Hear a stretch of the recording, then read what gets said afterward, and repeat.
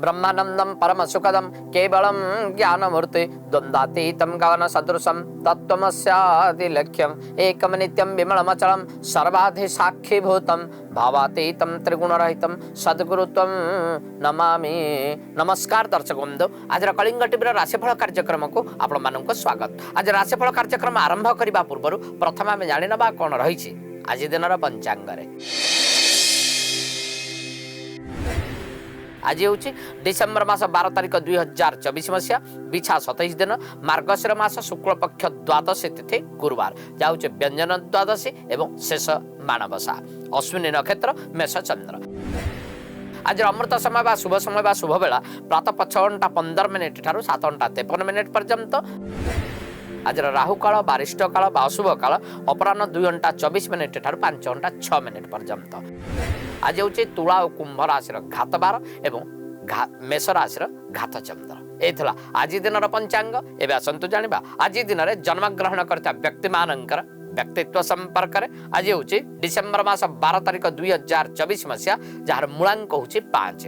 आज दिन में जन्मग्रहण करता व्यक्ति माने परिश्रमी होता, कर्म आग्रह थाए, बहु विद्यार अधिकारी होता, विभिन्न धंदार से निजुक्ति होता, बहु जानवाहन अधिकारी होता, आईनजीवी होता, राजनीतिज्ञ से पारंगमता हासिल करते एवं बाधा विघ्नर बहुत दूर से रही था। आज दिन में जन्मग्रहण करता व्यक्ति मानकर व्यक्तित्व। एवं आसतु जाना आज दिन में 12टी राशि राशिफल केमी कटो से आज दिन। एवं आम देखिए मेष राशि। मेष राशि प्रथम आम देखा अश्विन मेष 1/1। अश्विन मेष जात व्यक्ति मानकर मनोवांछा परिपूर्णता लाभ कर दीर्घ दिन स्वप्न आपण साकार करेंगे। पिला माने भल पाठ पढ़ी पारे, नूतन कर्मक्षेत्र निजुक्त होगा, सांगसाथी मान सहित पढ़ी बहुत भल कम निजक नियोजित कराइबार संभावना रही। या सहित कौन से ऑफर मिलवा बा पदवी प्राप्त होबार संभावना रही। दुईजा मेष जात व्यक्ति मानकर जानवाहन क्रय करि पारंते, मान मतांतर रहिबो नाही। जदि केस पास रही माली मकदमा रही से विजय लाभ करेंगे।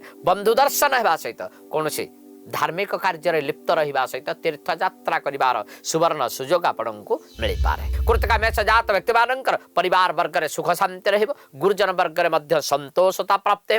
जदि राजनीति करते बहुत ऊपर को जीवा सहित मनोवांछा परिपूर्णता लाभ करिवो। आपण कौन से पदवी मिल पारे, अर्थ प्राप्ति होगा सहित सम्मान मिलबार संभावना रही। मेष राशि जन्मचंद्र कल्याणकारक अटे, मात्र मेष राशि घात चंद्र हो सामान्यतम बाधा सृष्टि करें। एथिपाई आपण भगवती माँ बगलामुखी को पूजा अर्चना करने सहित ओम ह्रीं बगलामुखी देव्यै नमः उक्त मंत्रटी को जप करंतु। देखिए आज दिनटे कल्याणकारक हेब। आस देखा वृष राशि। वृष राशि प्रथम आम देखा कृतिका वृष 3/2। कृतिका वृष जात व्यक्ति मानकर मानसिक स्तर में अव्यवस्थित घटव, अर्थात मनोवांछा पूर्ण हेब ना। मन भीतर विभिन्न प्रकार दुख आसव, द्वंद्व आसव, भय भी सृष्टि होबार संभावना रही। विशेष भाव में आप अधिक खर्चांत हेबे किंबा अर्थ को केन्द्र कर कलह लगे, मान मतांतर घटवा सहित कौन से द्रव्य आपणकर चोरी होबार संभावना रही। रोहिणी वृष जात व्यक्ति मानकर मनोवांछित कार्य सिद्धि हेब ना।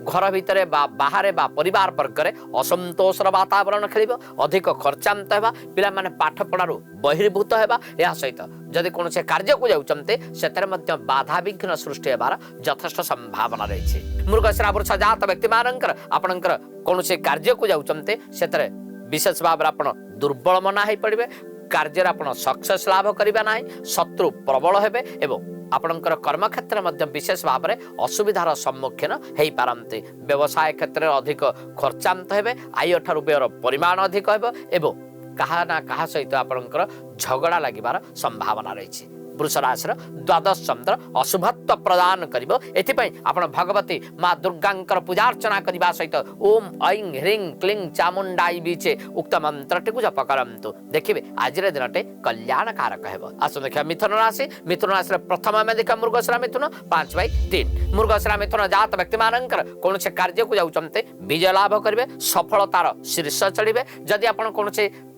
विद्या को हाथ को नौचंते बा उच्च शिक्षा लाभ निमंते प्रिपेयर होचंते कि कर्मक्षेत्र नियुक्ति निमंते परीक्षा दौचंते सेथरे मध्य सफलता हासिल करिवे। बंधु दर्शन हेबा, भाई बंधु कुटुंब सुसंपर्क रक्षा करिपारिबा। सहित आपन कौन से ऑफर मिलवा कौन से पदवी प्राप्त हेबार मध्य संभावना रही। आद्रा मिथुन जात व्यक्ति मानकर राजनीति क्षेत्र आप बहुत ऊपर को उठे मान मतांतर रहा समस्त आपन को भल पाइबे लोक मैंने आपन को समर्थन करेंगे आपन कौन ऑफर मिलवा पदवी प्राप्त होगा सहित जनहितकर काम कर बेस प्रशंसार पात्र हो पारते। पुनर्वसु मिथुन जात व्यक्ति मानकर कर्म क्षेत्र टेंशन रहा मानसिक शांति मिल प्रमोशन मिल पारे नूतन कर्म क्षेत्र नियुक्ति हो पारती। यह छड़ा आपड़ जब कौन कार्य को हाथ को नौ कंट्राक्ट इत्यादि करुँचे देखिए आपन कौन ऑफर मिलवा सहित आपंकर मनोवांछित कार्य सिद्ध होगा। आम देखा मिथुन राशि एकादश चंद्र कल्याणकारक अटे आपण भगवान शंकर को पूजार्चना करने सहित ओम नमः शिवाय उक्त मंत्रटी को जप करंतु देखिए आज दिन कल्याणकारक है।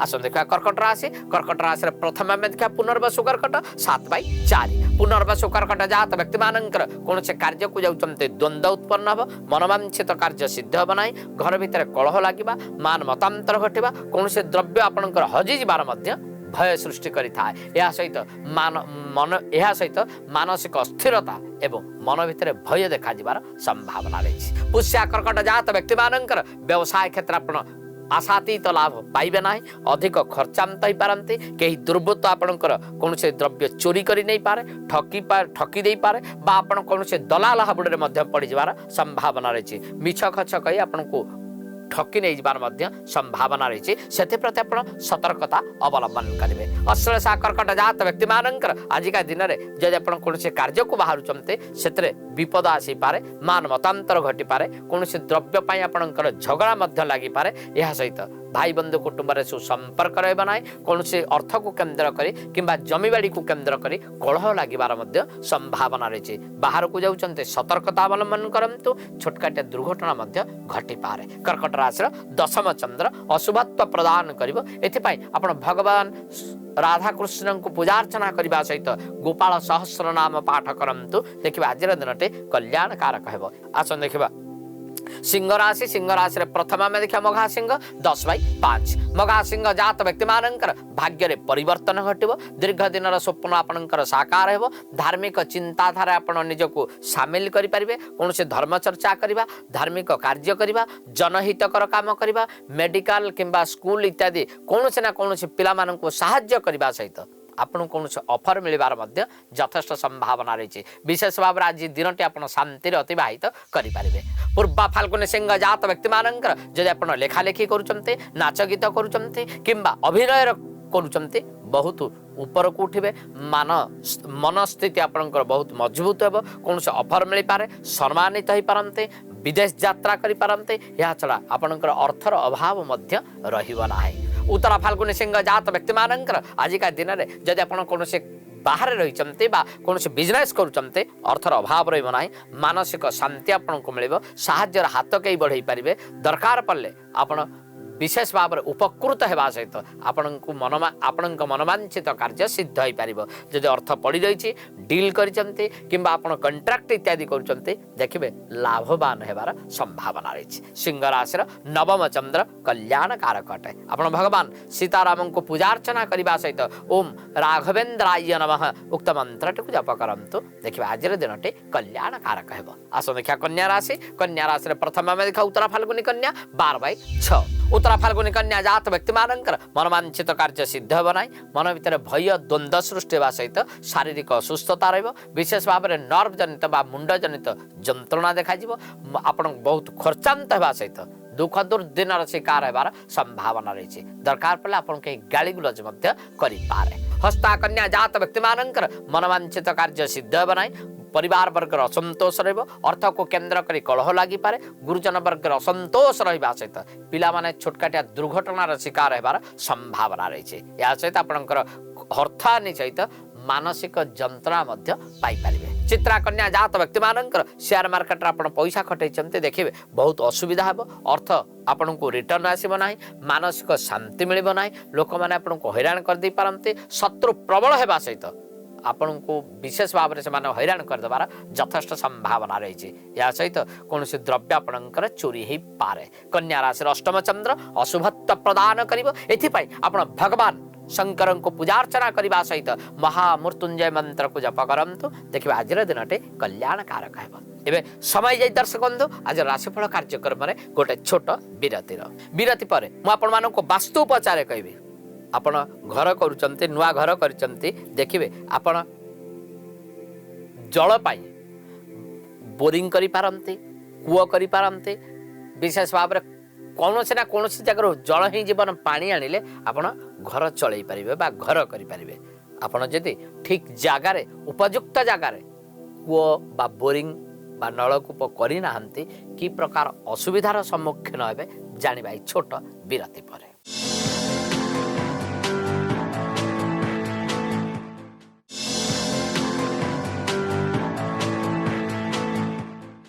विरति पर स्वागत दर्शक बंधु आज राशिफल कार्यक्रम को हाँ दर्शक बंधु मुझे वास्तु उपचार कहि आपण नुआ घर करिचंते घर में सदाबेले जलर सेक्शन बा जलर विभाग बोरिंग हो कि कूओ हो ईशान्य कोण रे हेबा कथा जदि आपणकर नुआ घर रे कूओ बा नलकूप बा बोरिंग इत्यादि ठीक जगार नाही ताले जानिबे आपणक दोषयुक्त हेबो बहुत खर्चांत हेबे अर्थर अभाव देखा जिवो मानसिक स्थिरता रहिबने एवं रोगाक्रांत मध्य हेई पारिबे तेणु आपण जेतेबेले भी कूओ नलकूप बा बोरिंग इत्यादि जहाँ भी करुचंती पानी विभाग जहाँ भी करुचंती ईशान्य कोण रे करंतु नतुबा आपण बहुत दुख दुर्दिन अधिकारी हेई पारिबे एबे आसंतु जानिबा अवशिष्ट राशि राशिफल केमिति कटिबो समानंकर आजिरा दिन तुला राशि प्रथम आमे देखा चित्रा तुला 14/7 चित्रा तुला जात व्यक्ति मानंकर ऐश्वर्यवान हेबे मनोवांछित कार्य सिद्धि हेबो दीर्घ दिनर स्वप्न आपण साकार करि परिबे अर्थर अभाव रहिबो नाही भाई बंधु कुटुंब रे सुसंपर्क रक्षा करि परिबे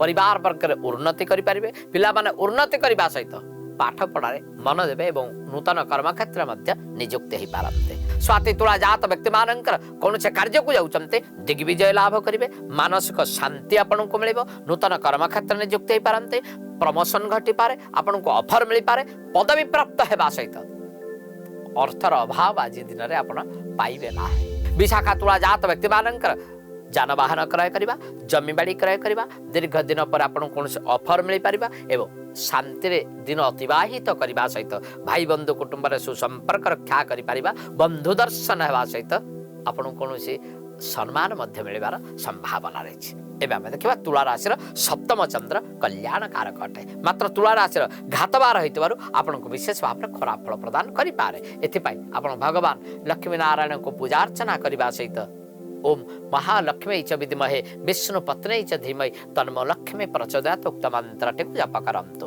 देखिबे आज दिनटे कल्याण कारक हेबो आसन देखा बिछा राशि प्रथम आमे देखा विशाखा बिछा 16/8 विशाखा बिछा जात व्यक्ति मानकर मनवांछित कार्य सिद्धि हेबो नाही जस रहिबो नाही आपन को सम्मान मध्य मिलिबो नाही आपन बहुत परिश्रम करिले मध्य सम्मानर अधिकारी आउ कई पारे मन भितर कष्ट मन भितर दुख एवं जंत्रणा मिलवा सहित शारीरिक असुस्थता देखा दे पारे या सहित आपन कहीं बहुत गाली गुलज करवा किंबा कौन से कारण आप निंदित होबार संभावना रही अनुराधा विछा जात व्यक्ति मानकर शत्रु प्रबल हे शत्रु मान षड्यंत्र रचना कर आपको फसई दे पारते अर्थर अभाव देखा दे पारे या सहित साहाय्य करुवा लोक मैंने दूरीभूत हो पारते अर्थर अभाव शारीरिक असुस्थता एवं परिवार वर्गर असंतोष आपन को विशेष भाव में अशांति प्रदान करि पारे ज्येष्ठा विछा जात व्यक्ति मानकर कौन से द्रव्य चोरी हेबा हजि जीवा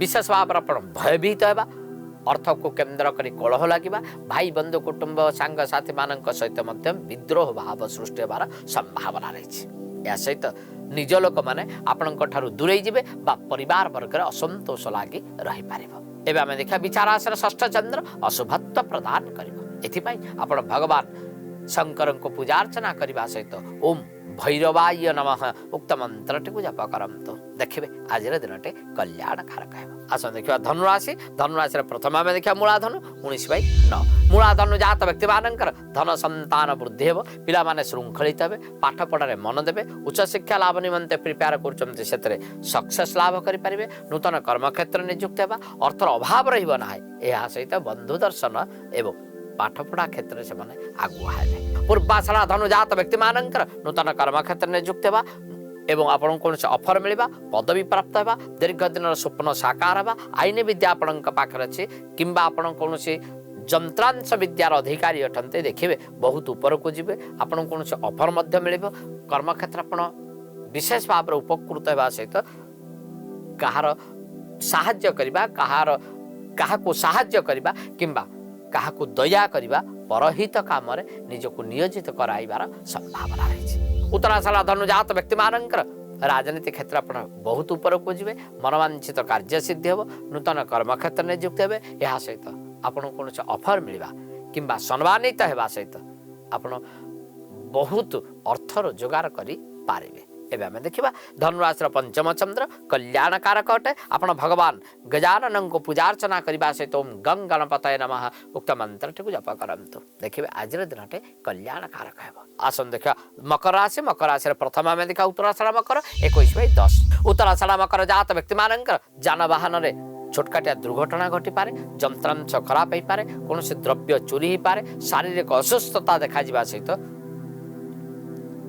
ବିଶେଷ ଭାବରେ ଆପଣ ଖର୍ଚ୍ଚାନ୍ତ ହେବେ, ଶତ୍ରୁ ପ୍ରବଳ ହେବା ସହିତ ଆୟ ଠାରୁ ବ୍ୟୟର ପରିମାଣ ଅଧିକ ହେବାର ସମ୍ଭାବନା ରହିଛି। ଶ୍ରବଣ ମକର ଜାତ ବ୍ୟକ୍ତିମାନଙ୍କର ଆପଣ ରାଜନୀତି କରୁଛନ୍ତି, ସୋସିଆଲ ୱାର୍କ କରୁଛନ୍ତି, କୂଟନୀତି ଇତ୍ୟାଦି କରୁଛନ୍ତି, ଦେଖିବେ ହାତରୁ ପଦବୀ ଚାଲି ଯାଇପାରେ, ଅର୍ଥର ଅଭାବ ଦେଖାଯିବା, ମନୋବାଞ୍ଛିତ କାର୍ଯ୍ୟ ସିଦ୍ଧି ନ ହେବା, ଶତ୍ରୁମାନେ ପ୍ରବଳ ହେବା, ଷଡ଼ଯନ୍ତ୍ର ରଚନା କରି ଆପଣଙ୍କୁ ଫସାଇ ଦେବା ସହିତ ଆପଣଙ୍କୁ ବହୁତ ଦୁଃଖ ଦୁର୍ଦ୍ଦଶା ଭୋଗ କରିବାର ସମ୍ଭାବନା ରହିଛି।